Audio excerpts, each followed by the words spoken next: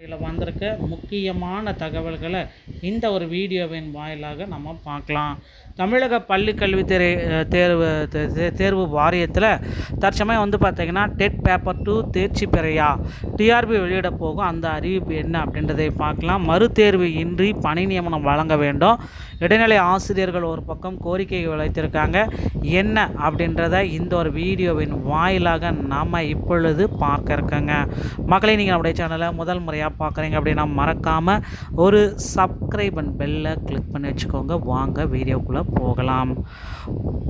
தற்சமயம் பார்த்திங்கன்னா பள்ளி கல்வித்துறையில் டெட்டு சிறப்பு டெட்டுக்கு உண்டான ரிசல்ட்டை தமிழக அரசு விரைவில் வழங்க இருக்கிறது. இந்த தகவல் பார்த்திங்கன்னா ஆசிரியர் தேர்வு வாரியத்திலேருந்து நமக்கு கிடைச்சிருக்கு. அதிகாரப்பூர்வ அறிவிப்பாக இன்னும் ஒரு சில தினங்களில் நமக்கு சிறப்பு டெட்டோடைய ரிசல்ட் எப்படி வரும் அப்படின்னு பார்த்திங்கன்னா ஆகஸ்ட் 24 அரசுடைய கொள்கை முடிவு எடுக்க போகிறாங்க. ஸோ அந்த கொள்கை முடிவில் சிறப்பு டெட்டோடைய ரிசல்ட்டு விரைவில் நமக்கு பப்ளிஷ் ஆகும் அப்படின்றத நிச்சயமாக எதிர்பார்க்கலாங்க.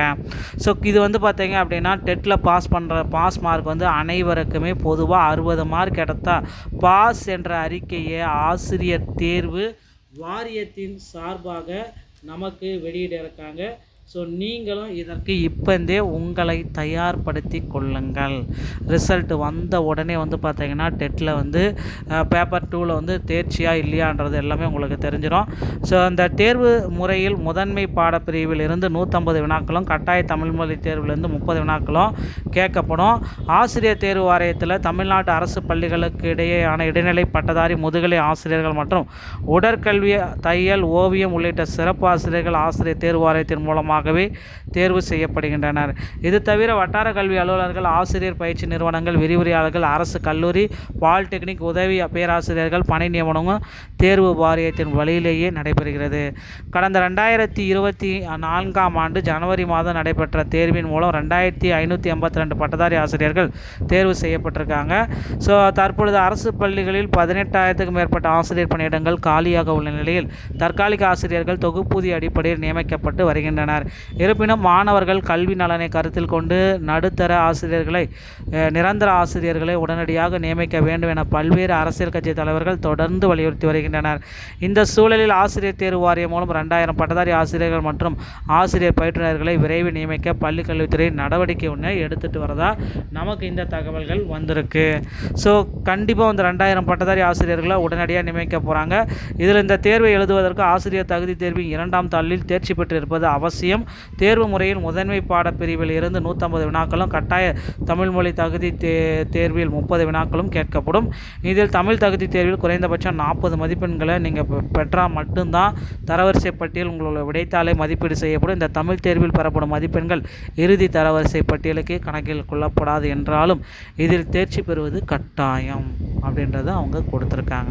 ஸோ அடுத்து அந்த ஆசிரியர் தகுதி தேர்வு நியமன தேர்வில் வெற்றி பெற்றவர்களுக்கு மீண்டும் தேர்வு நடத்தாமல் பணி ஆணை வழங்க சட்டசபை கூட்டத்தொடரில் தீர்மானம் நிறைவேற்ற வேண்டும் என இடைநிலை ஆசிரியர்கள் சங்கத்தினர் கோரிக்கை வைத்திருக்காங்க. திண்டுக்கல் கலெக்டர் அலுவலகத்தில் நடந்த குறைதீர் கூட்டத்தில் நியமன தேர்வு இன்றி தேர்வில் தேர்ச்சி பெற்ற இடைநிலை ஆசிரியர்கள் கூட்டமைப்பு சார்பில் 20க்கும் மேற்பட்ட ஆசிரியர்கள் கலெக்டரை சந்தித்து மனு அளித்தார்கள்.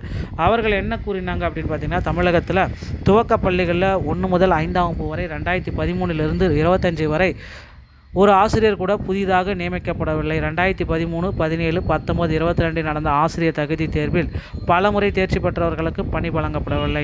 18 வெளியிடப்பட்ட அரசாணைப்படி தகுதி தேர்வு நியமன தேர்வில் தேர்ச்சி பெற்றால் மட்டும்தான் ஆசிரியர் பணி நியமனம் என்று அறிவிக்கப்பட்டது. அதைத் தொடர்ந்து 6 ஆண்டுகள் நியமன தேர்வு நடக்கவில்லை. இந்த நிலையில் 2021 730 பணியிடங்களும் 22 3987 பணியிடங்களுக்கும் தேர்வு நடத்தப்பட்டது. 2023 6550 பணியிடங்கள் அறிவிக்கப்பட்ட போது பணி நியமனம் சரிவர நடக்கவில்லை. 2024 மிக குறைந்த பணியிடங்களுக்கு நியமன தேர்வு நடந்தது. இதற்கிடையே அரசாணைக்கு முரணாக தற்காலிக ஆசிரியர்கள் பலர் பணியமர்த்தப்பட்டிருக்காங்க. ஆசிரியர் தேர்வு வாரியத்தின் அலட்சியத்தால் கடந்த 14 ஆண்டுகளாக 21,515 ஆசிரியர்கள் அரசு பணிக்காக இப்போ காத்துட்ருக்காங்க. அவர்களின் வாழ்க்கை கேள்விக்குறியாகி உள்ளது. இதில் 18,000க்கும் மேற்பட்ட பெண்கள் மற்றும் 40 வயதை கடந்த நிலையில் ஆசிரியர்கள் மீண்டும் தேர்வு எழுத வைப்பது சமூக நீதிக்கும் அரசியல் அமைப்புக்கும் எதிரானது. எனவே இந்த சட்டசபை கூட்டத்தொடரில் தகுதி தேர்வு நியமன தேர்வில் தேர்ச்சி பெற்ற அனைத்து இடைநிலை ஆசிரியர்களுக்கும் மறுதேர்வு இல்லாமல் பெற்ற மதிப்பெண் அடிப்படையிலேயே பணியாணை வழங்குங்க அப்படின்றத ஒரு புதிய அரசாணை பிறப்பிக்கும் தீர்மானத்தை கொண்டு வரணும் அப்படின்னு கோரிக்கை வச்சுருக்காங்க. என்ன அப்படின்றத நம்ம இன்னும் ஒரு சில தினங்களில் பார்க்கலாம்.